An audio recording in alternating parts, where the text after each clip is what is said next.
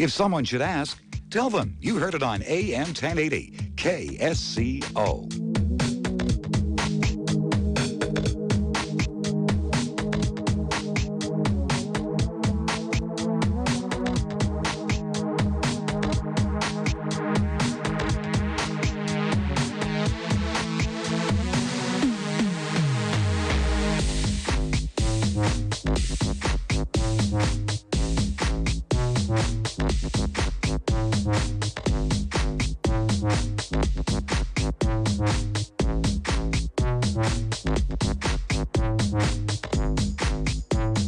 (831) 479-1080. That is the number to get on board Flight 1080.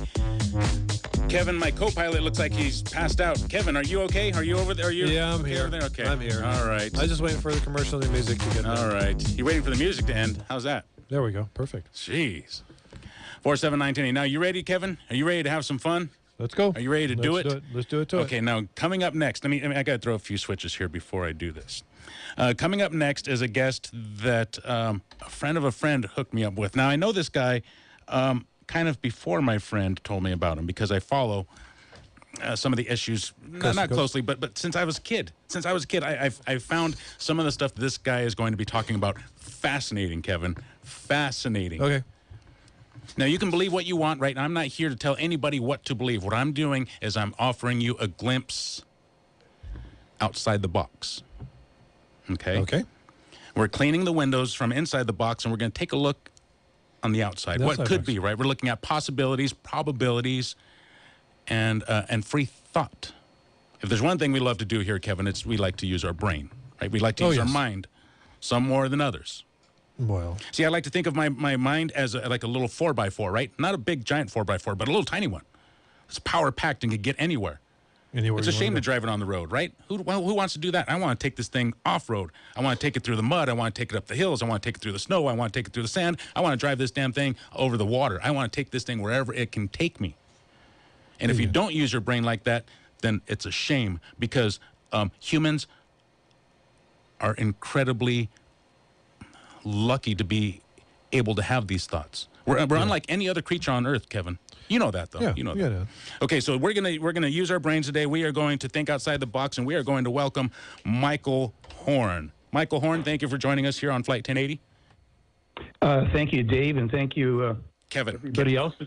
I'm sorry, I heard Dave in the background. Something else. Oh no, it's Dave. I'm the pilot, and Kevin is my co-pilot. We just woke him up. Oh. Okay, well then, hi guys. Hi. I'm Mike Horn, and I'm glad to be here.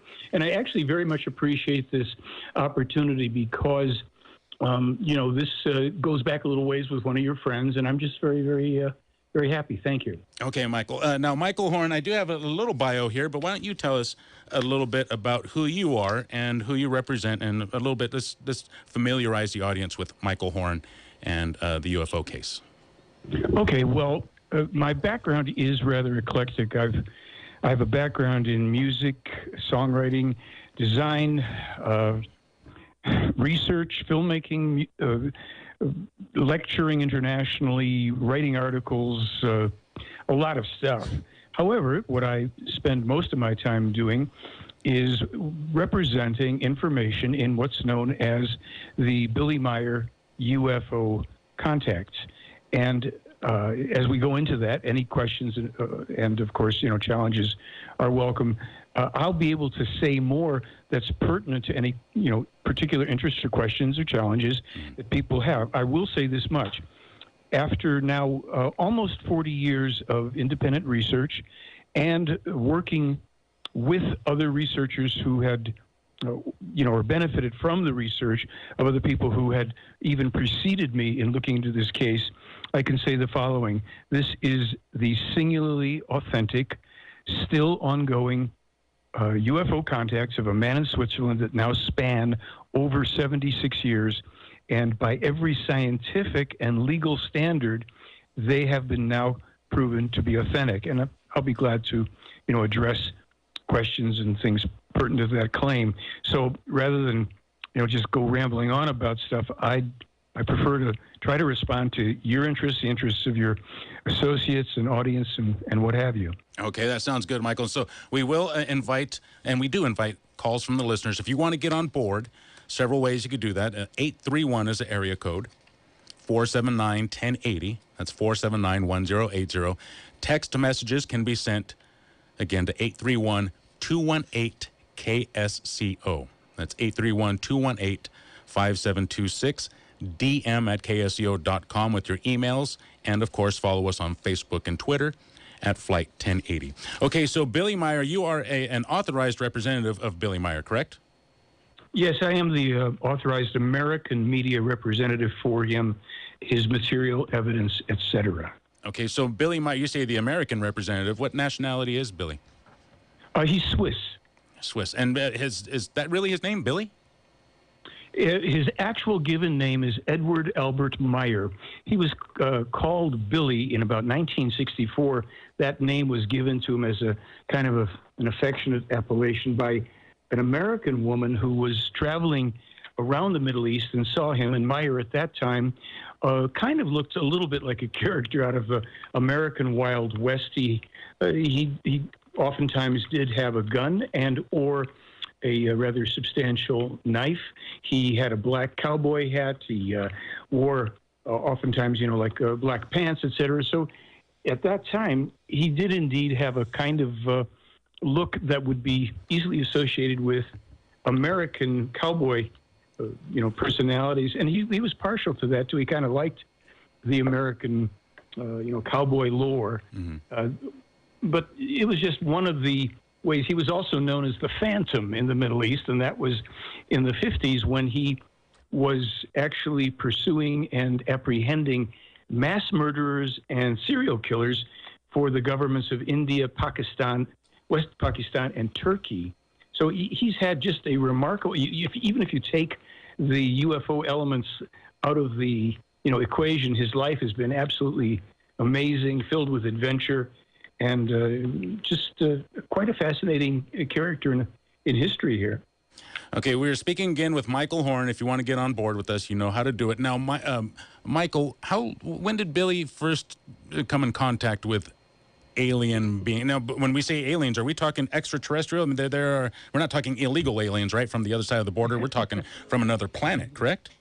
We're talking about extraterrestrial human beings from a very, very distant world that he claims he first came into contact with when he was but a young boy aged 5 in rural Switzerland. And one thing I do want to say that helps me put some things in perspective, mm-hmm. There are things in this material that I and others have proven beyond a reasonable doubt, legal and scientific standard. There are other things that we simply say are according to the information in the case, because I cannot prove certain things myself. I wasn't around when Billy was 5 and, right. That type of thing. So we just say this is information, and people are certainly free to accept it, not accept it. We don't, think in terms of belief, because we're not interested at all in any beliefs. We are very partial to facts, truth, and knowledge. And we freely say that there are things that are part of the information in this case that we cannot prove, and that they may relate also to the far distant past or as yet unarrived future. Who is we? You say we are this and that. Who is we? You and Billy? Is there a group that we could check out? A website? How do we find out more? Well, sure, there's lots of stuff. I have, I'll start here with the American presence, if you will. I have a website that is called They Fly, They, F as in freedom, Ly, theyfly.com. Okay. And I have a theyflyblog.com. And from my website is linked a numerous international websites, including the one in Switzerland that is associated with Billy, and indeed the group that works with him to help disseminate his writings, which is the primary function of that group. There are Canadian, Australian, Japanese, even groups in Italy and other countries that are all involved in the study and research into this material. And so people who speak different languages can also find, varying degrees of information in other languages. Okay, so we're again speaking with Michael Horn. Now, when did Billy meet these aliens? And you say they were human beings. I heard you use that. I don't know if you really meant that they were human beings, but if they're from another planet, aren't they, by definition, not human beings? Or did humans travel to another planet? Maybe I'm putting too much emphasis on that word. No. You're right to bring up and ask for the distinction here. Here's the situation. Again, I will occasionally say this, and so people know that I don't need to say it anymore. Like, according to the information in the case, okay. According to this information, human life forms precisely identical to ours and differing in many ways exist throughout the universe, and none are particularly near us, if you will, geographically in our solar system. There is no other human life in our solar system, but human life forms exist in various places throughout this very vast universe of ours. Some human beings are taller, some are smaller, some have maybe more or less fingers than we do. They may have different skin colors. The variation in skin colors, again, according to this, runs into the hundreds of different skin colors. Yeah.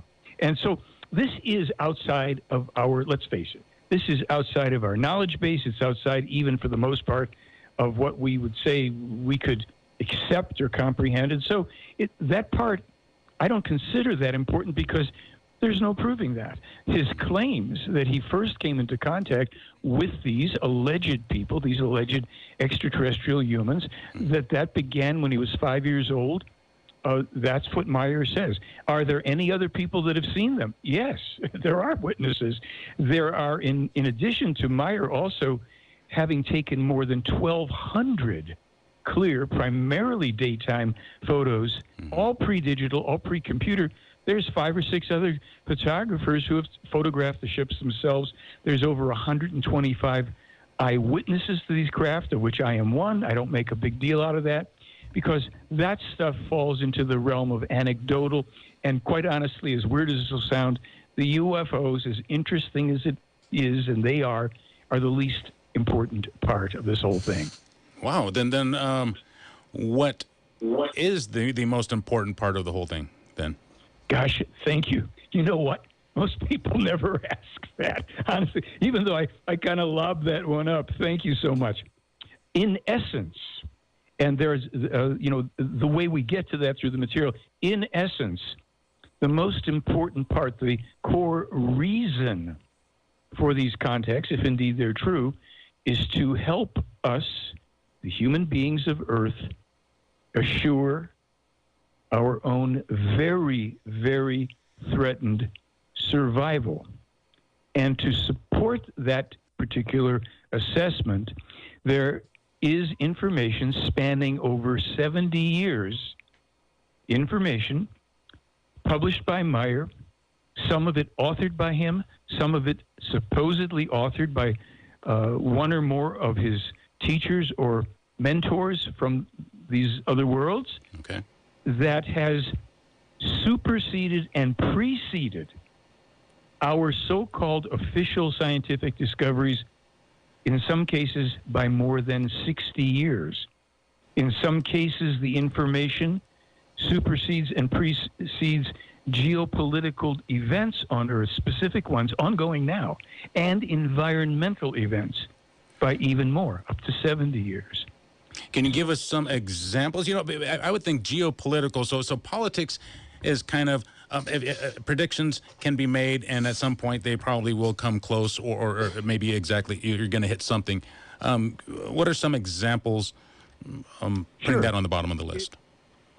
Off the top of my head, in 1958, Meier published a document with, I think it was about 200 specific sentences, ideas, concepts, whatever. One of them was, I think it was in the same paragraph where he said that we can expect the Berlin Wall to fall, in the early 1990s. He said, the United States of America will have 2 Gulf Wars, which will be called the U.S.-Iraq Gulf Wars. The second one will be led by a president who is the son of a former president, and it will lead to quite a bit of disaster, terrorism, etc. In that same document, he foretold that we would be dealing with a disease worldwide, an epidemic that would be known by the name AIDS, AIDS. He specifically foretold that we would be using plastic bank cards, we would have portable phones, that there would be an entity arising called the EU or European Union, which, along with the United States of America, would attempt to biochip every man, woman, and child on the face of the earth, and that this organization, the European Union, would be a dictatorship. Even prior to that information, in the 1940s, his mentor, his first teacher, if you will, gave him information, we have it, that there would be a woman who would arise in Germany who, in her particular madness, would create a crisis of unimaginable proportions when she allowed migrants, undocumented people, large numbers of criminals and terrorists to flood into Europe. In 1958, in that other document I just referred to, Meier specifically foretold the coming irrepressible worldwide fundamentalist Islamist, not Islamic or Muslim, but Islamist terrorism that would sweep the world.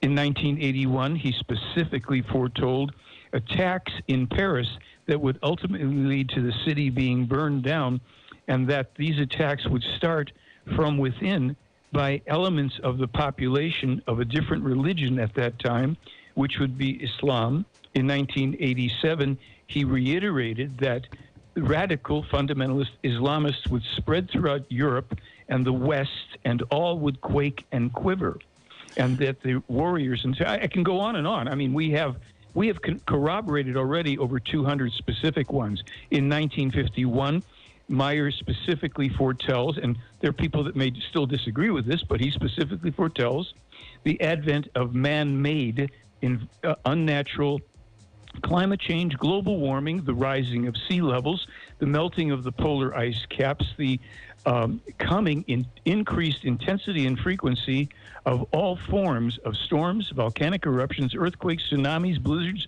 tornadoes, and the like. Okay. His own so stop me because, yeah, we've got plenty of it. Okay, good. Well, you know what? That's a perfect place to pause it right there, Michael. We're sitting here with Michael Horn, or we are talking with Michael Horn. If you want to get on board with us, 831-479-1080, 831-218-5726.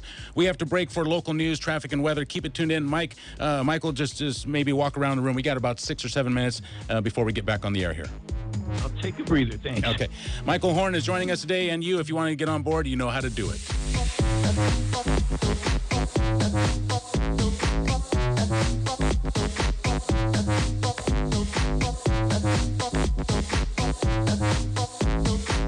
Thanks for listening to AM 1080 KSCO.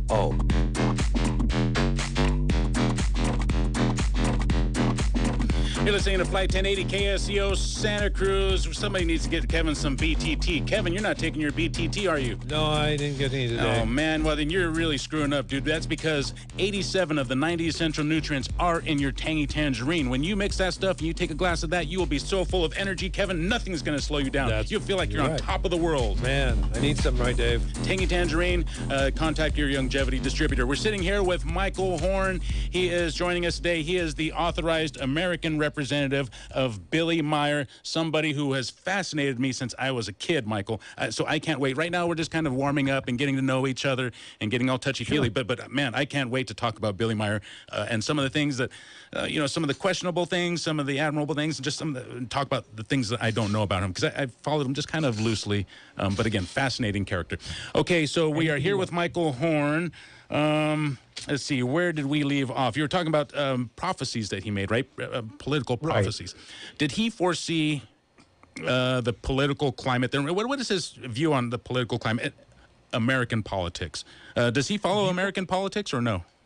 He's aware of it. If you have, the more specific your questions, then I can try to search my mental hard drive for any information pertinent to it. So, did you have a specific? Does he feel that America is headed the right way or the wrong way? How does he feel about the direction of the world since the election of Donald Trump?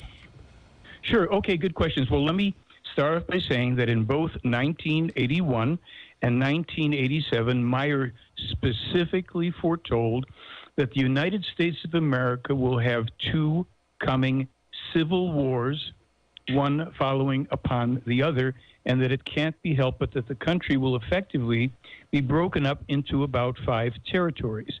I first read that in 1986, and I literally laughed out loud thinking, what's this guy on? That's not going to happen, and I'm not laughing anymore. As for, let's say, Donald Trump, in June of 2016, and we have the document on all this, Meier asked his alleged friends from outer space who was going to win the coming American election. Let me go back to 2008 because this is pertinent to it. In 2008, he asked them who would win the Democrat Party nomination, Obama or Clinton. They pay attention to this? The aliens actually had an answer for him about this? Yeah, oh. Because they pay attention because of what there's many reasons connected to this and the direction we're going in. They pay attention to things pertaining to China, Russia, Germany, all over, and America. So they told Meier back in 2008 that Obama was going to win the Democrat Party nomination, and then they said an unusual thing. Because usually they just answer the question if they're going to. Sometimes they say, we don't know, we can't say at this time, or they'll say, okay, here's the answer. So they went on with, and they added the following, and I'm paraphrasing, they said it specifically, but they said, America and the world is fortunate that power will never be laid in the hands of Hillary Clinton. Now, that seemed to be, whatever anybody's political, bent is, I'm not here to argue with that, but I thought that even at the time that was an unusual thing to say because that wasn't the question. The question was who was going to be the nominee for the Democrat Party. And they went on to say the country and the world is fortunate that power will never be laid in her hands. So fast forward to 2016, June 2016, Meier again says, okay, who's going to win this American presidential thing? And they said, the winner of that will surprisingly be the man Donald Trump. But you, Billy, are not allowed to say anything about this until right after the election. You can say it the next day you want, and then people can say, you made it up, but do not say anything. He said, well, why can't I say anything now? And they said, because if you said something about that now, he would be assassinated by people who are in the Democrat Party, the Secret Service, et cetera, and it would be, it would alter that particular part of human destiny. After the election, they told Meier, and as I say, we have all the documenting on this stuff. After the election, they told him there will be attempts made through false means to try to remove him from office, alleging that he had colluded with Russians when that was not the case. But they said, at this point, we are not able to say how that will turn out, but it's going to be, a lot of appeal. And they said, well, Meier says, well, what kind of a guy is he? What kind of person? And they said, well, actually, he's a kind of chaotic, catastrophic individual who's not particularly political. He has his own party of one, and he has his own agenda for the country is one that he really cares about the country and the people in it. And that there are certain things that if he pursues the policies that would be good for the country, and Meier says, like what? And they said, well, if he can keep America out of the globalization and TTTP, that would be good, but that his policies about the environment and healthcare and things like that are not good. And so, it's a trade-off, a balance in their opinion, blah, blah, blah. So these aliens sound suspiciously like Republicans. I mean, do they have politics wherever they are from? Where are they from anyways? What are the names of these? Well, first I want to say they do not have politics as we know it. Okay. And they are equal opportunity offenders. They've had something really bad to say about any and everybody. You should hear what they said about, the Bush administration and Ronald Reagan and all that stuff. So because of there's well over 26,000 pages of information and only maybe 5-6 in English, but they claim to be from a world that is in the direction of, but far past, the star system that we know as the Pleiades in the night sky. But they said, we do not come from there because there is no life. As even your scientists know, there is no life in the Pleiades.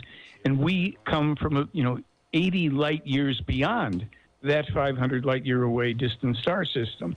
And they explained to him some of the means of propulsion. And now I should insert this.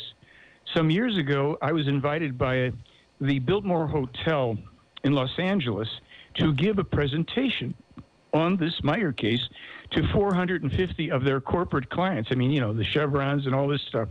And they set up a whole thing so I could show photos and films, Meier's films.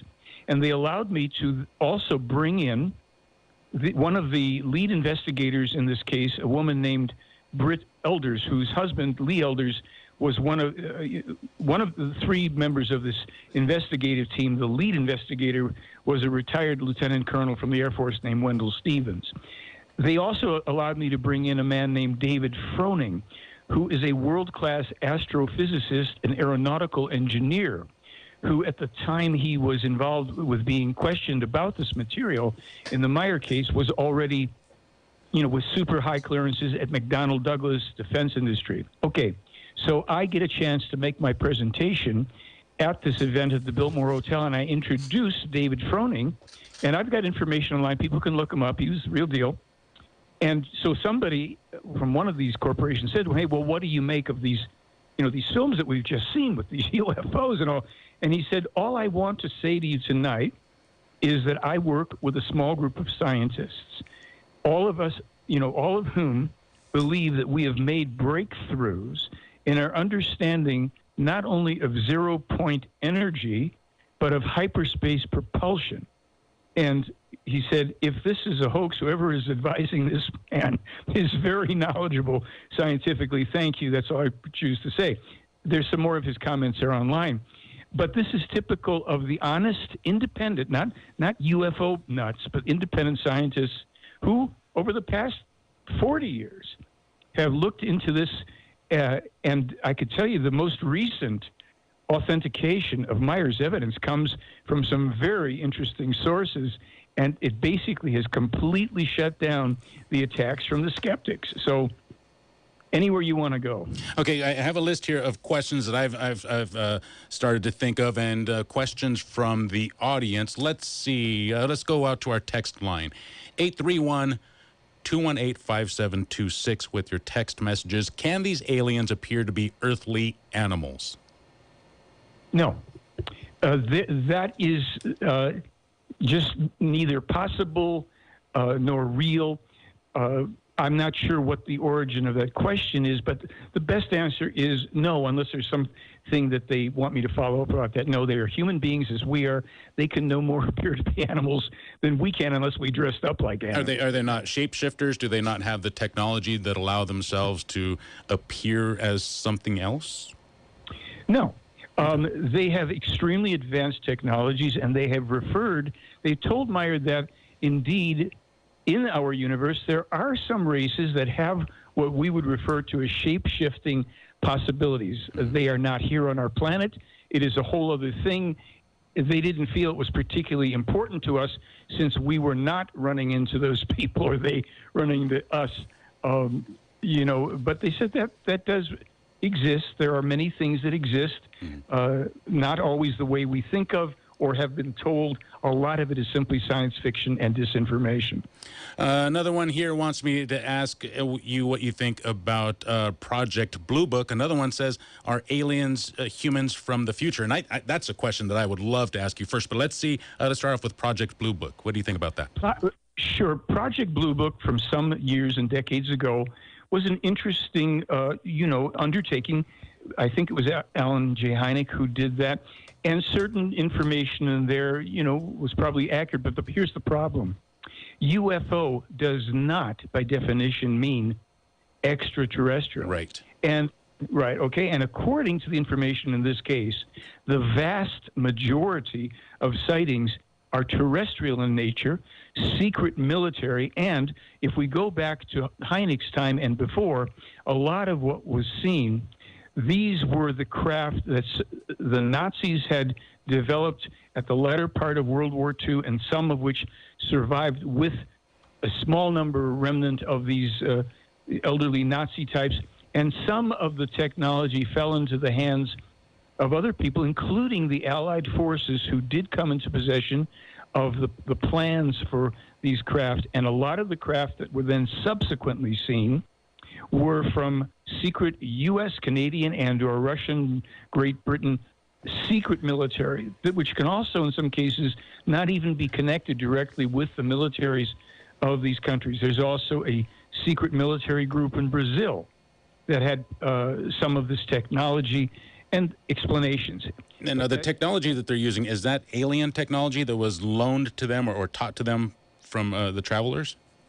The Nazi technology was unfortunately, and this is where, listen, just because there could be extraterrestrial human beings, etc., highly advanced, doesn't mean that they are flawless, that they're perfect, that they don't make really occasionally critical mistakes, which they own up to. But the information for the development of alternative craft was given by extraterrestrials to the as yet not quite Nazi but German scientists.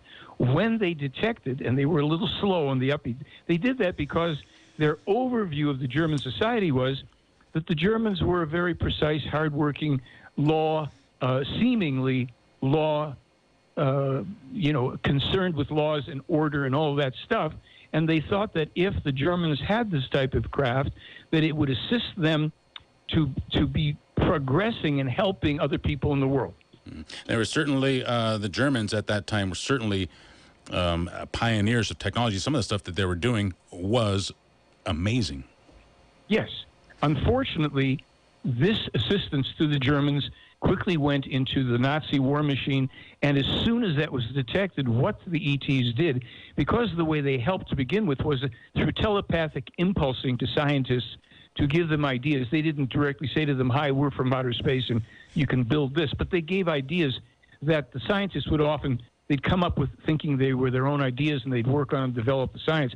They impulsed incorrect, inaccurate data into the technology so that it couldn't function as previously planned, nor could it even hope to attain anything such as interplanetary, let alone, interstellar capabilities. Is that because they're insecure about us reaching towards them?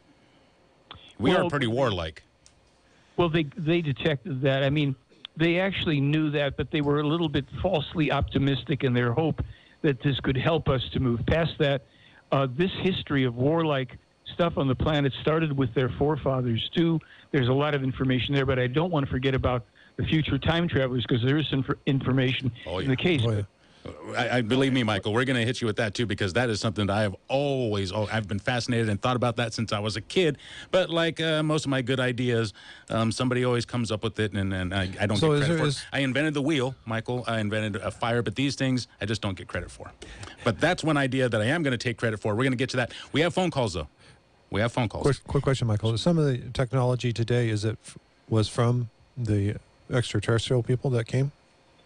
I think it was also acknowledged in this case that there had been reverse engineering done on crashes. We've heard of Roswell, which indeed was a real crash, but the beings associated with these crashes were in no case the actual extraterrestrials. They were robotic or android beings that had been developed for these exploratories that were done, and not by this group, but by another group. So there was reverse engineering done on a number of things that has, been developed and actually accelerated our own science. Okay. 479-1080, 831 is the area code, 479-1080 with your phone calls, 218-5726 with your text messages. Right now, we're going to head out to Santa Cruz. Let me lock Michael in here. There we go. Pete is calling from Santa Cruz, California. You're in the air, Pete. Hey, Pete. Hey, good afternoon, gentlemen. Hey, I was going to ask your guest, he was familiar with Frank Drake. That's a name that's somewhere in the back of my mind I've heard, but I am not familiar enough to discuss anything pertaining to Frank Drake with any level of what I'd call expert knowledge. I can say this overall as to what is claimed in the Meier case, and that is that Meier himself is the only actual conscious, deliberate, and still ongoing contactee with an extraterrestrial race. That being said, other people have in very rare occasions, primarily accidentally run into or observed or come in momentary close contact with some extraterrestrials, which was, as I say, accidental and terminated quickly without any, harm to the terrestrial humans involved. I want to talk. Frank is a scientist that lives up. He lives up in Bonnie Doon. Oh. And he actually, I'm just on Vice News. There was a thing the other day talking about the government and how much money we're spending each year, the military, listening to outer space and the satellites, how they all connect across the whole globe and how we have them all connected. And we're listening. We're spending millions of dollars. And basically, he said he's almost twice made contact. The Drake equation. Say that again. The Drake equation. Well, here's something about that, because SETI also is one of the more preposterous organizations, and one of their scientists postures that, or posits in postures as well, that if an extraterrestrial race is going to make contact with us, they will do it through a complex mathematical formula. Here's the thing. Most people, and probably most people in the audience here, have never heard about the Billy Meier case. They've heard about every other bogus, nonsensical claim, because the Meier case is deliberately and actively suppressed because it is the only authentic contact case. And in this case, you don't have to be a mathematician, since these people, if we concede that they might exist, learned how to speak his language, which is German. And we have 26,000 plus pages, all in German, with scientific information, geopolitical, environmental, you name it. So the Drake equation, where are these extraterrestrials? If they're really out there, they should have. Well, I guarantee you, if you write to any of these people and you mention Billy Meier case, they will either not write back to you, and that includes scientists like Neil deGrasse Tyson, who's a bright fellow, Michio Kaku, Bill Nye, any and all the scientists at SETI, NASA, they won't write back to you, or they'll try to dismiss you. I have approached all these people. They do not want their funding threatened. They don't want to be one-upped by a gray-bearded, pot-bellied, late middle-aged, one-armed Swiss farmer. So here's the question I ask people. If this is true, what will it mean to you? Certainly in the world in which we have all been living, that does not even acknowledge this, and yet if Meier case is real, what it is foretelling for us is of enormous importance and fulfilling daily. Thank you for your call, Pete. He was calling from Santa Cruz, California. If you have any calls or any questions for our guest, Michael Horn, be sure to give us a call, 831-479-1080. Now, I probably want to hold on to that question about aliens being humans from the future till we get to the top of the hour. That'll give us a little more time to talk. In the meantime, sure. in the spirit of no dumb questions, in that spirit, I'm going to put together two of these. One of them wants to know if there are any homosexual or transgenderism going on there, and another one wants to know about their sexuality. Do they kiss? How do they mate? You want to touch that? Sure. It's very interesting because in this material, going back several years before this was quite the hot button that it is now, Meier wrote quite a bit about this. As a matter of fact, one of the things I got answers on this from about a year ago, and it was kind of interesting and somewhat even surprised me a little. Now, their position on homosexuality is they say this: it is a naturally occurring, unnatural occurrence in nature, meaning not bad, but it doesn't lead to procreation, and it occurs in nature and it occurs in human beings, and that there is primarily a genetic predisposition that asserts itself, and that homosexuality per se is not bad or evil at all. Where they draw their distinctions, and this will be very strange. First, I'll give you an interesting one, because this was all news to me, and then I'll get to the question about the LGBT and all that stuff, or QT or whatever it may be. They said that the way nature operates, as it's expressed through human beings, is that there's a certain affinity for what you would call homosexuality that is part of the sisterliness of women, whereby it is less overt and less troubling, at least certainly to a lot of perceptions, than when we are aware of the heterosexual male behavior. The only time they say that the heterosexual male behavior is offensive or against nature is when, and this sounded so strange when I read it. Now, I'll tell you what it was. They said when males try to modify themselves to bear children, as they did in the distant past through genetic manipulation. What are you talking about? In the distant past? Yes, because what they're saying is when you find out what your true history is with humans on the planet, where there were advanced human beings from the stars here, highly technologically advanced, in many ways we could say spiritually, but not always oriented in a way that was beneficial to the primitive Earth humans here. There were genetic manipulations. There was crossbreeding of species. They said, you know, on temple walls you see creatures like centaurs and, you know, the... that is great. Hey, Michael, you know what? Let's hold it right there because we got a break for news, traffic, and...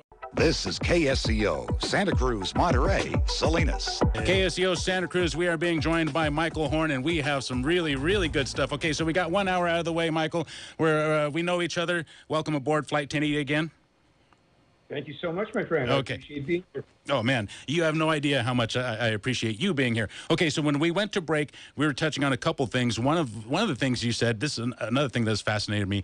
You started touching on some mythological creatures, right, from Greek mythology, like the centaur and the minotaur. Tell me a little bit more what you were saying about that, because that is, to me, absolutely fascinating. What I've heard, Michael, is a long time ago, those things actually existed, but they were the product of alien experimentation on humans, on animals. I don't know. Yeah, I think you kind of encapsulated exactly what's also said in the Meier material. And then back then, there were some alien human beings, again, on the planet who had the ability to do this stuff, and they did many things in violation of what might be called universal law. We just say that. When more benevolent and responsible extraterrestrials were here, they did some genetic modifications that prevented this from happening, whereby animals and humans could mix again. However, it was at this time as well, according to them, that the genetic modification in certain males enabled them to, you know, be able to bear children. Now, of course, we've seen in the newspapers not long ago, I think it's a guy in London, and you know, these things are coming back. But I did want, during the break, I looked up what Meier had said.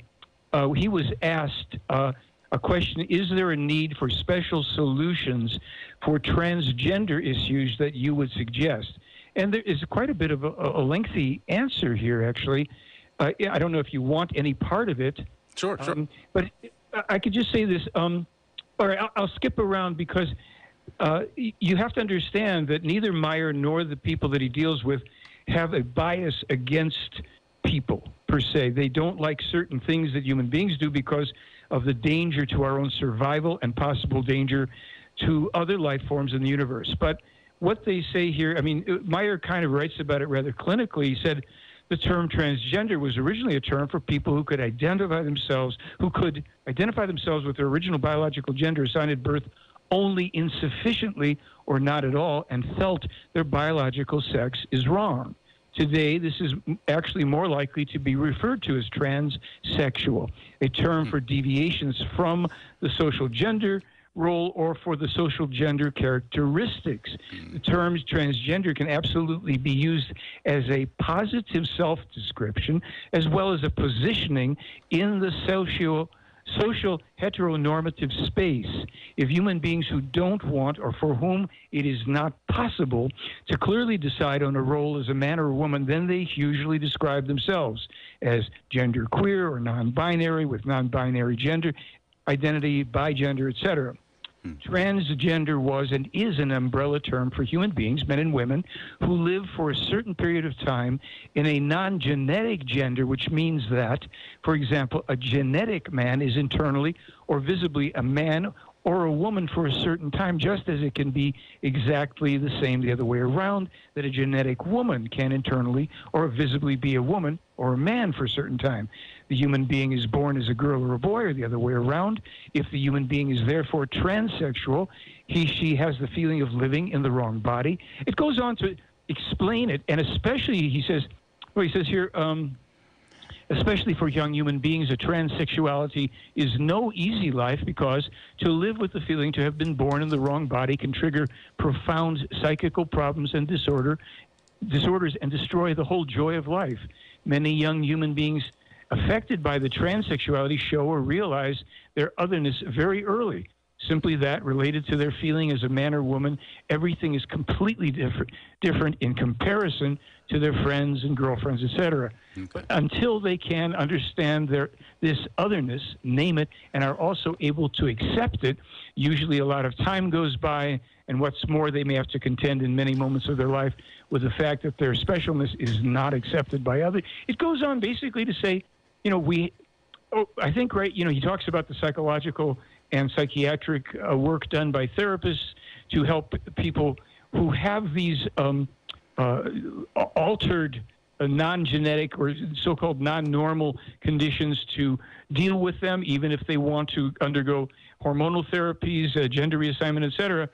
And so it's kind of interesting to me that they have a very complete understanding, recognition of this in our world. In their own world, what they said was that it is no longer something that arises because of their own ability to master very high levels of genetic technology, and that while some people may, but just very, very, very, very, very few arise with the tendencies, for the most part, they simply experience what you could call, and this is not a value, the normal male personality with male heterosexual drives in relationships, and the same for females, with the exception that females, as I said earlier, can have a kind of an affinity for a sisterly, sensual, sexual relationship, even if they are heterosexual and involved with males. And they said cool. This is simply, well, yeah, I mean, it's very surprising.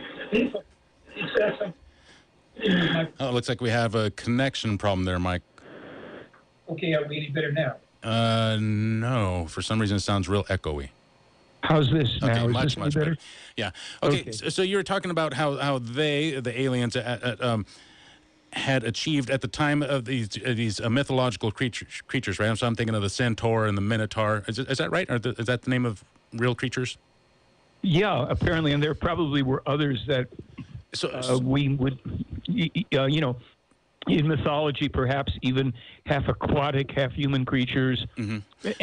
Because these were people who could do these things, and they were very irresponsible, and they played with the primitive Earth people and messed us up. That's what I was just going to ask you. Now, it seems kind of reckless and kind of immoral for a society that is so old and so advanced, obviously old, the age to get that technologically advanced, for them to do something like that seems really immoral. We wouldn't do that today, even if our technology has approached what they had back then. We would never do that today, because I would like to think that we're too moral to do something like that. And it wasn't these people that did it. As a matter of fact, part of the reason for these contacts, a kind of a mission, a non-religious, non-cultic mission to bring information to Earth, is because in the past there were very irresponsible extraterrestrials who did these things, and who also, and this might surprise and might not surprise some people, who also represented themselves as the creators of all things, i.e. the gods or God of our religions. And this has, according to them, had profound disruptive effects on humankind. Were they capable of mating with us? I mean, did they have the parts opposite of us that were needed to mate? Yeah, sure. It's just that would, that is not something they would do, because that would be a devolution. The only exception, and this, of course, is a hot button, the only exception that we know of is that there was a man that we know as Gabriel, a human being referred to in our biblical texts as an angel who did procreate with an earth woman named Mary. However, the offspring never in his lifetime knew the name Jesus or Jesus Christ. His name was given as Emmanuel, in this material spelled with a J, in the Hebrew and in the Christian texts, because it appears once in each of the Bibles, the Hebrew and the Christian Bible. It is literally, and his name shall be called Emmanuel. That's in Isaiah 7:14 in the Old Testament and in Matthew 1:23 in the New Testament. And this is an integral part of the information in this case, and it's one of the reasons why Meier has survived literally 23 attempts on his life. I've interviewed witnesses to 14 of them. Okay, now one of the questions I wanted to ask you, and I definitely want to get to, is this one posed by one of our listeners. Are aliens humans from the future? Now, this is an idea that I've been thinking since I was a kid, and my little young mind thinking someday as humans continue to evolve, which if you believe in evolution, then I believe that we haven't stopped evolving. We're going to use our muscles less, so they will atrophy, they will shrink. We're going to use our brains more, so therefore we might need bigger brains. Are the grays, first of all, what do they look like? What do aliens look like? Are there different types? Are there grays as well as, the Norwegian-looking guys, the human-looking guys? What are they called, anyways? Okay, well, these are the Plejaren, spelled P-L-E-J. The J is pronounced like a Y. Okay. P-L-E-J-A-R-E-N. Plejaren people. And, the non-existent so-called Nordics are simply... this is simply a disinformation adaptation of the Plejaren. This is the extensive disinformation created by the secret intelligence and secret services and gleefully and uncritically promoted by wacky UFO people. And that is, ufology is the least scientific and, in my opinion, least credible so-called field of study with the least strict. We lost him. Are you there, Michael? Michael Horn is joining us by phone. If you can hear us, Michael, give us a call back at 831-479-1080. Are you there? Okay, looks like we lost him. We'll try to get him reconnected. In the meantime, if you want to get on board, 479-1080, 218-5726. Did he just say, Kevin, that Jesus was the son or the offspring of Gabriel, of an alien? Didn't he just say that Gabriel was an alien? Or you're not paying attention. No, I don't. Get yourself some tangy tangerine. And yeah, it looks like we lost connection with them. There he is. That might be him right there. Okay, well, let's... Michael, is that you? What happened there, guys? Okay. I'm so sorry. I'm using a cell now, but we were talking about. I think you asked about the grays. The grays again are based solely on the non-human, non-even remotely human androids from the Zeta Reticulum system that were found at least at the Roswell crash and perhaps at some other. They are not what we're talking about in the Meier case, because the Meier case, it's strictly extraterrestrial human beings, and we are, in that realm, the travelers from the future. I think you had said something about, we're going to atrophy and all that stuff. There is information in the Meier case about that, but what they also say is that there even are now time travelers observing us in our time who have come from the Earth future, but they do not and cannot interact with us. And they are not Pleiadians, or they're not aliens, right? They're not extraterrestrial. They are from this Earth? They're literally future Earth human beings who are here, along with, and this is something that is kind of interesting, there is another race observing us that does not interact, it doesn't contact, it doesn't abduct, all that. The abductions are secret military, they're not extraterrestrial. But there is another race that's extraterrestrial in origin that observes us, and they have 3 groups in that race that are all observing different sectors of our world, as a kind of scientific observational experiment. And then there are the the time travelers, Earth time travelers from our own future, also observing us. We are in a time that is going to be creating there'll be great transitions. Not all of them are going to be wonderful, to say the least, but they have been specifically warned of in the Meier material. And the other shoe that drops is that in the past, there were at least 3, 4 other contactees with the extraterrestrial race whose names we know. There's Enoch, Jeremiah, Emmanuel, who we said was the real name of the man falsely named as Jesus Christ, and even, they said, Muhammad, who was not a rapist and all the rest of the stuff that you said. Their information on him was that he was also in contact with extraterrestrials. His task was to actually help liberate women and to stem the spread of the Catholic Church, which would have otherwise enslaved the whole world, and that would have been unpleasant. And they said, as is always the case, unfortunately, until this time, the actual teaching of Muhammad, which was the same as the previous prophets, was corrupted by, I think it's a nephew or cousin of his named Omar, and the various caliphs, and that the Quran that now exists today bears very, very little resemblance to the actual teaching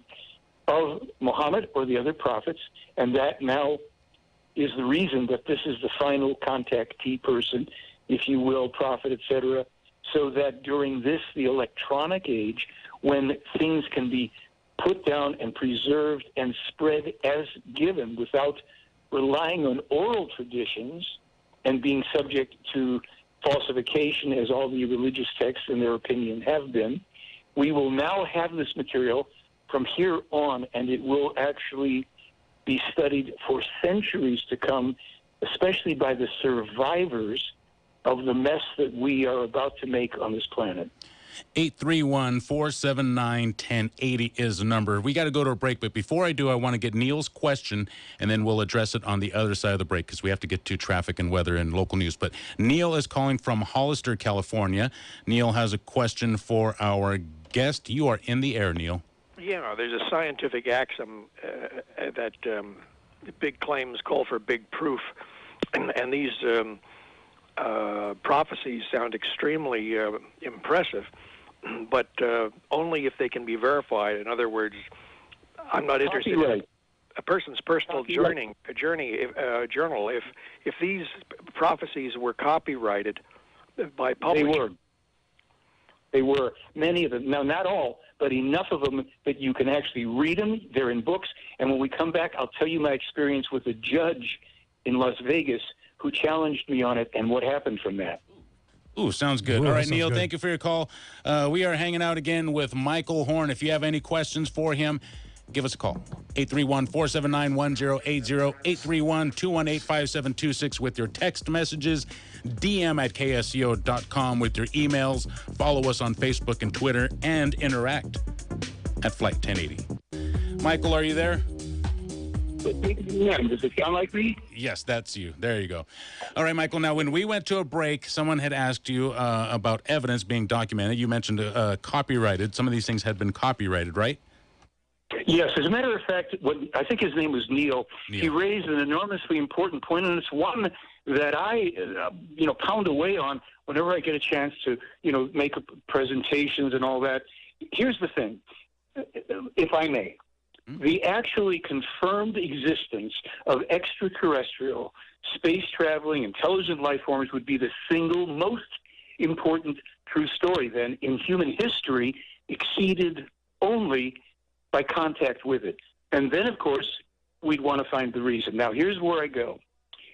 All of these prophecies and predictions, as people have said, well, anybody can say this, and they can say they published it in advance. Here's what happened.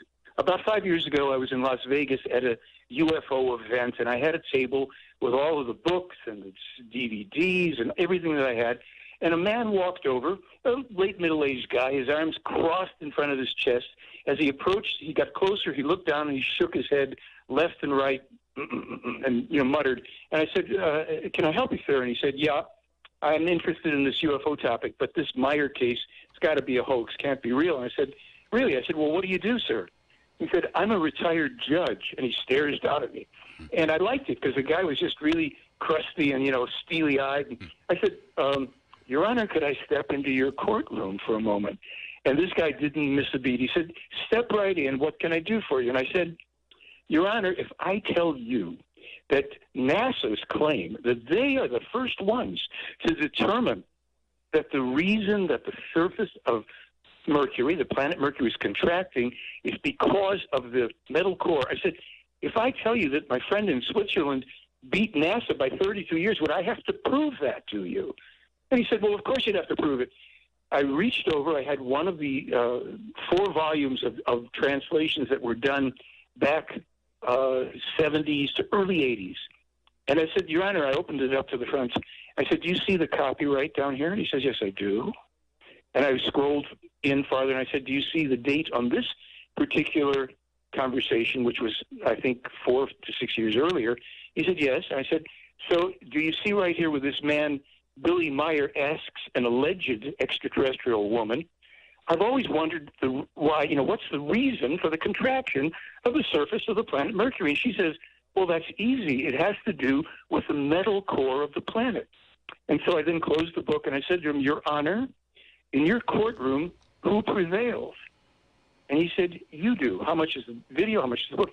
Because he understood, as Neil did, that a copyright is the internationally recognized standard of proof of first or prior copyright. It does not guarantee that what's copyrighted is true. It only establishes its existence based on a given date. We have dozens and dozens and dozens of those examples where those copyrights protect and cover and establish that Meier is the first person to give information about Mars, Venus, Saturn, Jupiter, the 2 planets beyond Pluto that hadn't even been discovered yet, all before official scientific discovery. And that's part of the reason why it's suppressed and covered up, and your good audience, for the most part, with the exception of maybe Neil and a few people, have never heard of this. You have, I have. Mm-hmm. And then there's another thing that happens, and if I may, can I just really motor mouth this next one? Sure, yeah, absolutely. Go ahead. All right. A year and a half ago, I get a phone call on a Saturday morning. Pick up the phone. It's a gruff-sounding older guy. Identifies himself only as Joe. Says, "I'm an investigator." Doesn't tell me of what. He says, "I came across this Billy Meier case. Are you interested? Would you talk to me about it? Because I think it could be a hoax." I said, "Well, sure. I'm glad to talk to you about it. That's what I do." And we, for 3 months, every Saturday morning, the phone would ring about 8:30, and Joe, who finally told me, well, he's an expat. He lives outside of the country in Asia. We would discuss this, and then we didn't talk for a while. In August of last year, late August, the phone rings again. It's Joe, and he says, "Okay, I've looked into this. If you're still willing to talk to me." I said, "Of course I am." He said, "I will now tell you who I am, what my credentials are, and then I'll tell you about your Billy Meier UFO case." I said, "Fine, go ahead." He said, "Between 1965 and 1971, I was the top case supervisor for the USAF, United States Air Force Office of Special Investigation," that's the OSI, "tasked with protecting the security of the United States of America.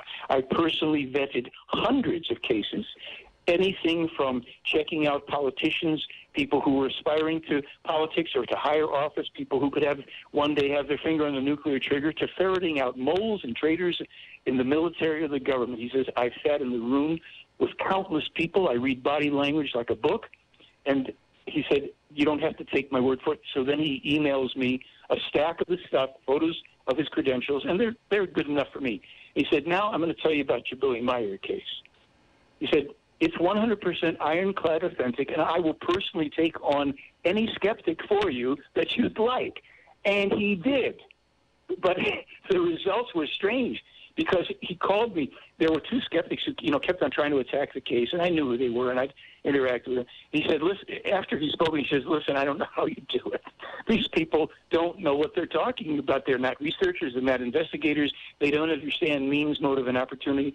Bottom line, Joe writes an article that is on my blog And I'll tell you this, that within about 2 weeks after hearing from him, out of nowhere, a retired prosecutor trial lawyer writes to me an email, and I post all this stuff on my site saying, I've come upon the scientific information in this thing you represent, and I will tell you right now that this is, your research is it's a good mind you got there, because this is empirical. It's basically courtroom quality, proof beyond a reasonable doubt.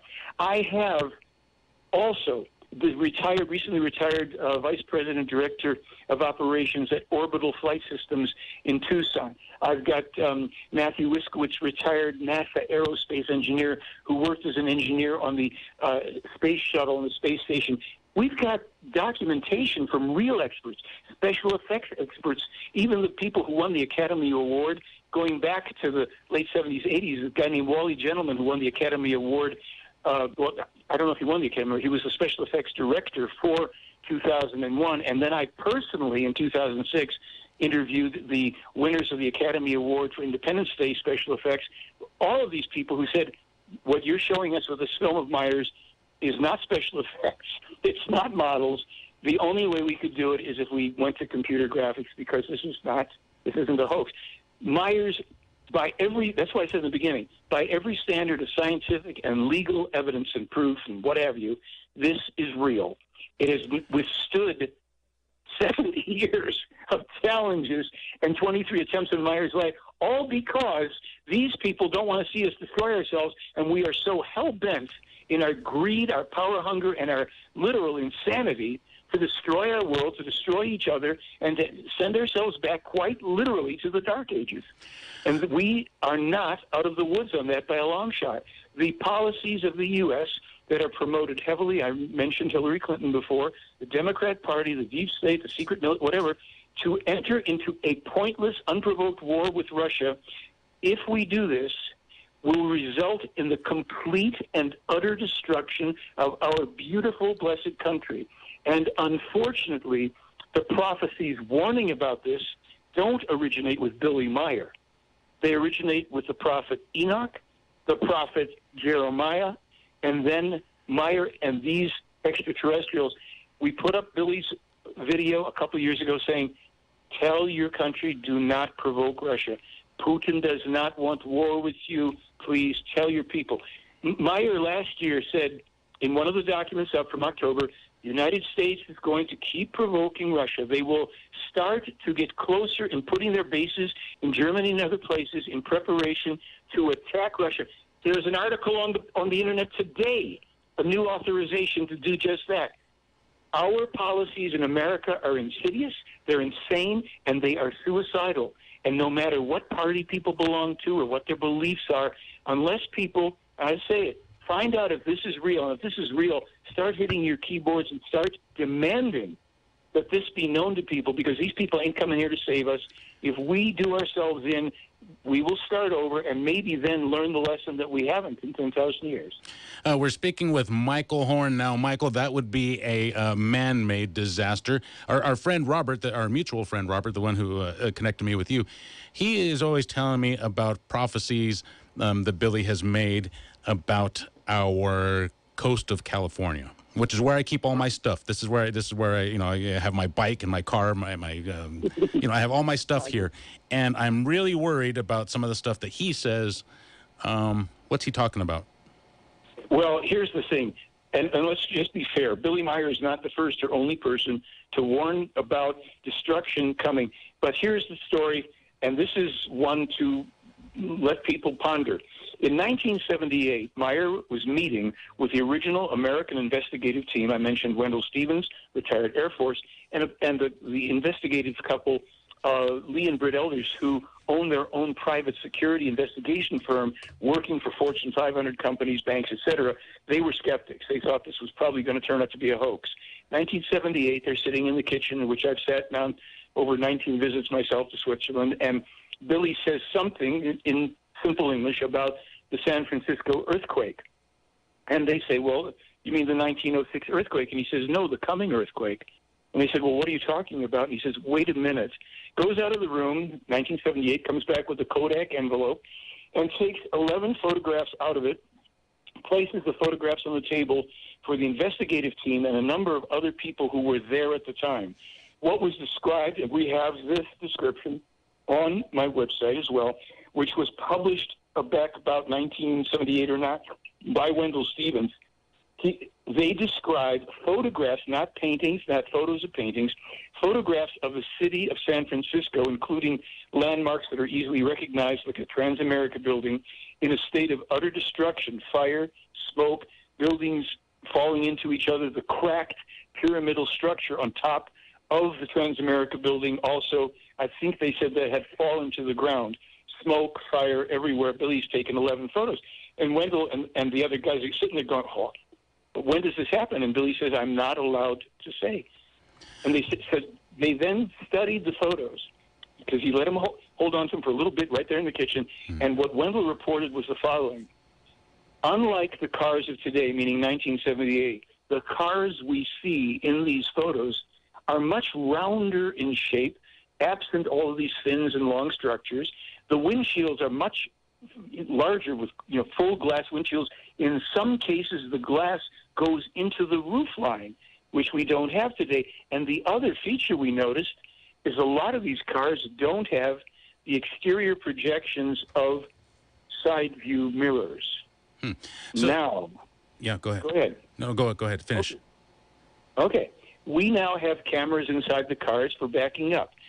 Tesla, Mercedes, Toyota, and other manufacturers already have the technology waiting for approval to eliminate the side view mirrors on the outside. How would Wendell Stevens be describing these cars we already have with a lot of glass, the glass windshields, and now the absence of these outside mirrors? Japanese company that does camera and technology has already developed the corner fitting screens that will replace the outside view and that will be more comprehensive. So you'll have, the upper mounted and then the two internal, screens for the rear view that way. And so they're sitting there saying, we don't understand this. And then Billy had to take the photos back. The extraterrestrials took the photos, and all we have is the report of it from 40 years ago now, describing cars which are about to hit the roads. We are here again with Michael Horn. Now, that sounds like a pretty serious earthquake, but luckily it's just going to hit San Francisco, right? So I'll be okay living here in Santa Cruz, about an hour away. I shouldn't feel anything. You know that this is on the San Andreas Fault, and I think the Hayward Fault as well. Here's the thing. Yeah. There is another megaquake coming that our scientists now also know 3 years after Meier, after we published what Meier wrote. The Oregon State University in 2008 published what has verifiably been on my website since 2005, which is the Cascadian subduction zone will give rise to a 9.0 earthquake that will last at that magnitude for 5 minutes, producing a mega tsunami that flows into Portland, followed by another earthquake and another tsunami. This will stream down and affect the coastline of Washington, Oregon, California as well. That's not good. That's not good. That's not good for us. You're gone, Dave. That is not good. I don't even know how to swim that good, Michael. I'll be in serious trouble. Surf's up, dude. 831-479-1080. Here's a question. If no God, whom are we praying to? What date will Jesus/Gabriel return? Okay, let's take that in the order. People who pray to a God, according to information in this case, and, people that are religious, my own personal feeling is that people who voluntarily come to religion rather than who are forced into it as children are people who are seeking truth and goodness in life. They want to know what the meaning of life is. So that's not a criticism, but it is to say that praying to a God, unfortunately, is praying basically to a long-dead extraterrestrial who gave a nice spiel millennia ago, and people took it up. Now, Gabriel and Jesus were not the same person, even though there was not a Jesus. Gabriel was the progenitor, the quote-unquote guardian angel, and Emmanuel was the procreated human who did undergo but survived the crucifixion. Let's before we get, there's a book out on that where you find out that there were actually 17 female disciples, all conveniently removed from the New Testament by the all-male hierarchy of the Catholic Church going back centuries. what we're told in this case that we can think about and try and figure out ourselves is that this universe is what's called the creation, one of countless already existing billions of universes, not of planets, not of solar systems, and not of galaxies, but of universes, and that the Pleiaren have a certain amount of information, which we publish, that which they've given us anyway, about this, and they also say there are mysteries to this that are beyond their knowledge and their level of knowing at this time, that they search for answers as well, but that this universe is itself a consciousness and a structure all in one, self-birthing as a result of the existence of previous other universes, which of course always gives rise to, well, who created or what created the original?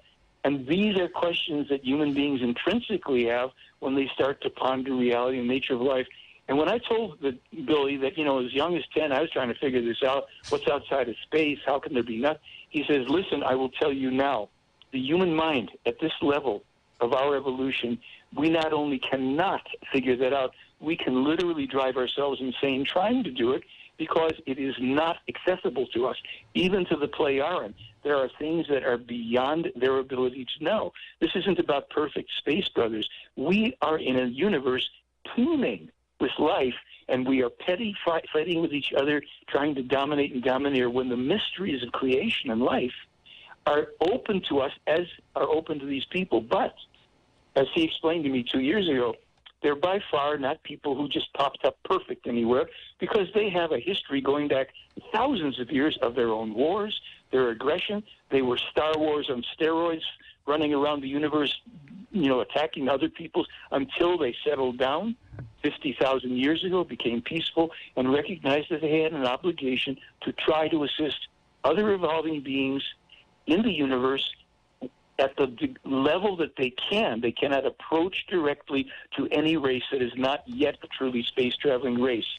And they can only bring information into us, as they have, and their forefathers have, for over 13,000 years, until during this time we can begin to truly evolve, hopefully survive ourselves, so that we can join that cosmic family of life, plunging through the universe, learning all the magnificence of life, not climbing over each other and killing each other over, pieces of paper and things. So we are speaking with Michael Horn. If you want to find out more, theyfly.com, correct? That's correct. And They Fly blog. Both my blog and my website have, visitors from like 200 countries around the world. And the only pitch I give on stuff, because we put up so much free information, the only pitch that I put up is to say this: if you find a book or a DVD that you want on my website, and you mention this program and our wonderful host here, I will send you a free DVD, a $25 DVD on the Meier case. Just put the word free into your order, and that if you order something, I send you something of, almost, in some cases, equal value, even greater. That's my commercial pitch. Everything else we do for, we just put it out there. And, I lecture as many places. I was 2 months ago, I was up in Clear Lake and San Jose, and, we're just trying to get this out so that people have a chance to know what's coming down here. And so far, these folks have not been wrong, and that's rather depressing. Theyfly.com and theyflyblog.com. Is that right, Michael? That's correct. And if I may, I'm going to email you the recording of my new release of a song called Don't Go Along With That. But I actually wrote 20-something years ago, but it's about people taking back their own power so that we do not give it away to, power-hungry people. And, just, if you enjoy it, you can play it or share it or whatever. But I just finished that. Yeah. I'm sorry, go ahead. I said I would appreciate that. I would really appreciate it if you sent that out. I got 2 minutes. Would you like to take a question and give a real quick answer? Yes, I'll do my best. Okay, let's see. James in Live Oak, you're in the air. Hey, Dave. This is Jim. We're acquainted. And, Michael, it's an honor and a privilege to be able to hear you on the airwaves and get a chance to speak with you. Very kind. Thank you, Jim. Thank you. All righty. Just a quick commendation for Dave and Kevin, and especially our mutual friend Robert, who helped hook all this up. Robert introduced me to the Billy Meier story years and years ago, and we've had many, many late-night talks back and forth. But a couple of quick questions. Minerals and vitamins. Is there anything in the Meier literature referring to our innate desire to supplement ourselves? And yes. Mm-hmm. Go ahead. One more quick question. Let me just send you the other question. And what do you think our odds are in the long run? Are we going to make it or not? And I'll take the answers off the air. Thank you very much. Sure. Just to say, I am not promoting. I have only one supplement I sell on my website, and that's for radiation and stuff. But they have personally said to us that the two most nutritious things that they have found, and this isn't any brands or anything, are spirulina and moringa, which are both of mammothly important nutritional benefit to us, with moringa having also tons of other benefits in terms of purifying water, lots of stuff. Moringa and spirulina, they highly recommend.